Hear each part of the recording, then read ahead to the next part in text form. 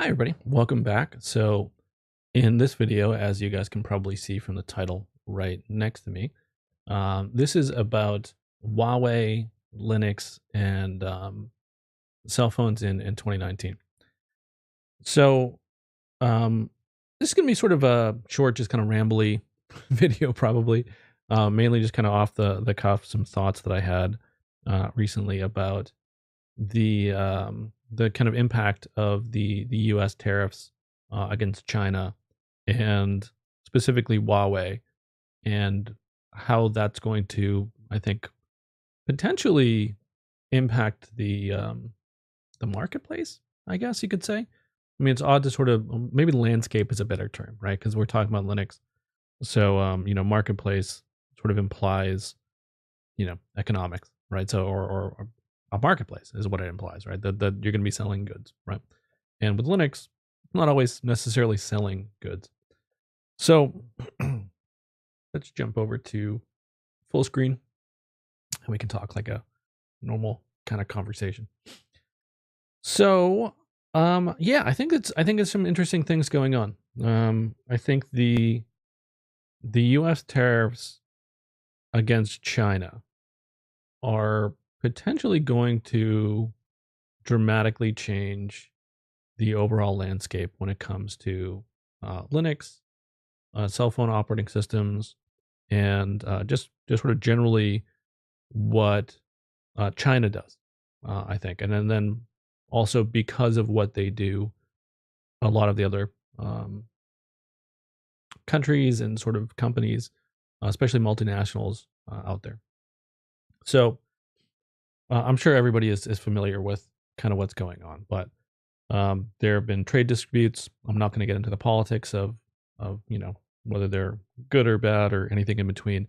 But there have been trade disputes, and because of those trade disputes, there have been tariffs levied against China by the United States, and they reciprocated against a lot of U.S. companies as well, right? So one of the big companies that's been affected by this is Huawei. Huawei is one of the biggest cell phone and electronics manufacturers in the world. Their devices need operating systems. The three dominant operating system makers, commercial ones at least, are all US based companies. You've got Microsoft, you've got Apple, and you've got Google, right? So those are the big three.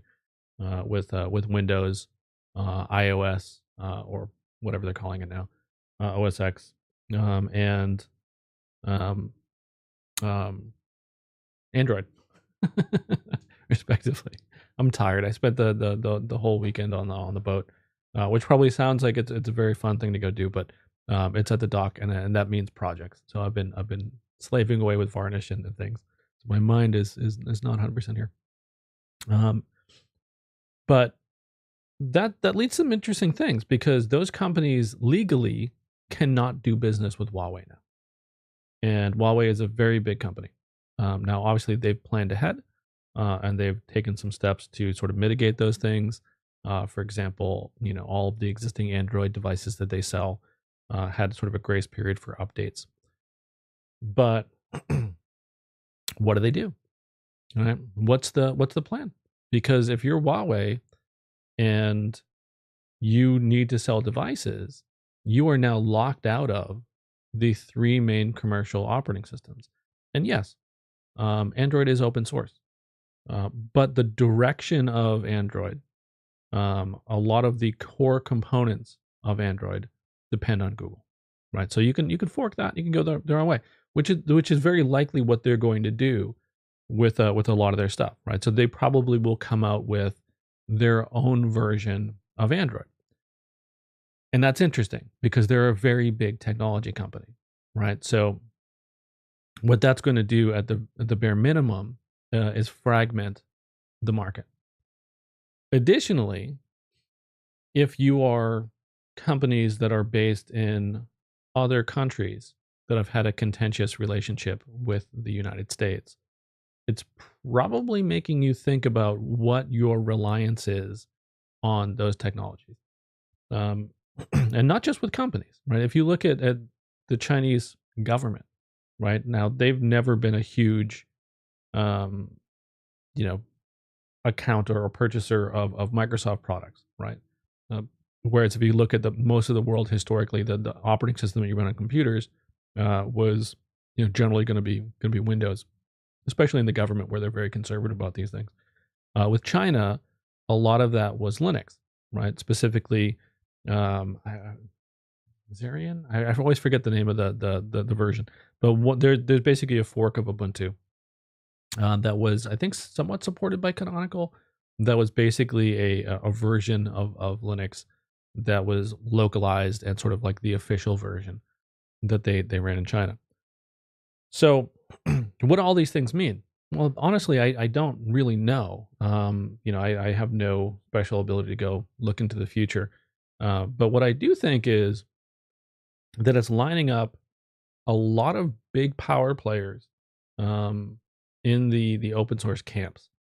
Because if you're China, you don't want to use Windows, right? You don't want to go use Apple products, and Android is a bit dubious, right? So what are you going to go do? You're either going to go, maintain and fork a version of Android, which I think is great. I know that there's open versions of Android out there, and you can go ahead and build it and install it, but um, a lot of the core features are really tied into to Google. So if there was another, company or group of companies or, um, a sort of a council, right? Sort of like, IEEE, where you have like a group of organizations where they sort of direct things. I think that could be very, very interesting. Also, if you saw a large influx of cash from companies like Huawei into Linux development, into pushing this onto desktop products, right? I think that could be very interesting as well. So I don't necessarily know where this is going to go, but I think it's very interesting times. Again, I said that this was going to be kind of a rambly video, but I think it's really interesting, and I think that when you go look at the marketplaces, right? You've got China, which is the largest marketplace in the world, or depending on how do you look at it in terms of monetarily or population wise, at least one of the largest marketplaces in the world. You've got Russia, which is a large marketplace. You've got European tech companies, which can potentially benefit significantly from the absence of U.S. vendors, right? So European companies. So Canonical, for example, they might be able to go ahead and swing a deal where they can sell support to Chinese companies where uh, because they are based out of the UK, they are not restricted by a lot of the same restrictions that, like, let's say Red Hat would be. So that's interesting. They can go ahead and change some things up. Um, Opens up the possibility for Linux vendors to go ahead and steal accounts from companies like Microsoft. Also for the high end, where Apple tends to dominate the marketplace. Well, if you can't sell iPhones in China, the affluent part of the population is going to look for other devices. So what are those going to be? It'll probably be Samsung, right? So that's going to have some implications. And if you're Samsung, you're also probably thinking about, like, what is my dependence on this? In terms of the Google reliance and things like that. So Samsung has been experimenting with different operating systems for years.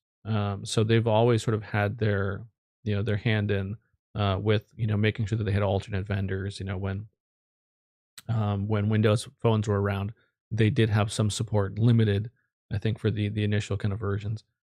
They weren't like a big player in that area, but I think they had one or two models that supported it. They always have been playing around with their own versions of cell phone OSs and things like that. So I think it just leads to some kind of interesting questions of, well, where things are going to go. And I think that there's at least a decent chance that we could all look back on this 10, 15 years from now, and regardless of what the intentions were, think that this ended up being one of the better things for the open source community, especially on things like cell phones. If you looked at my videos before, and if you go to my channel and you go look at my videos and you sort the videos by the views, the Linux and the cell phone in 2019 video is by far, I think it's like 10,000 views, and the rest of my views are like 50, right? For most of my other videos, maybe a couple hundred. And then the other one is it's just my clickbaity.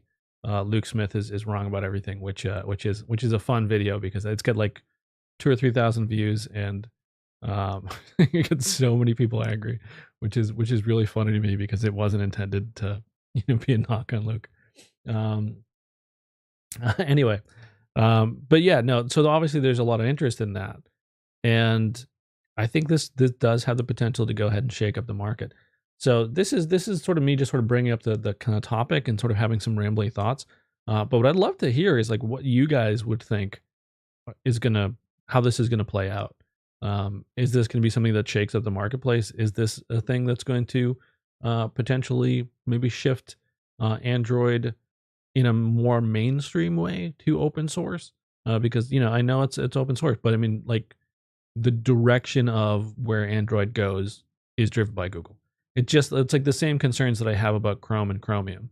Like, yeah, Chromium is open source and you could fork it, but if you want to go stick with mainstream Chromium support, like you're even if it's open source, it's being directed by Google, and you can see this pretty directly with things like, and this will probably be another video that I talk about, the fact that they're trying to get rid of things like ad blocking support in Chrome, right? Because they're changing the way plugins work.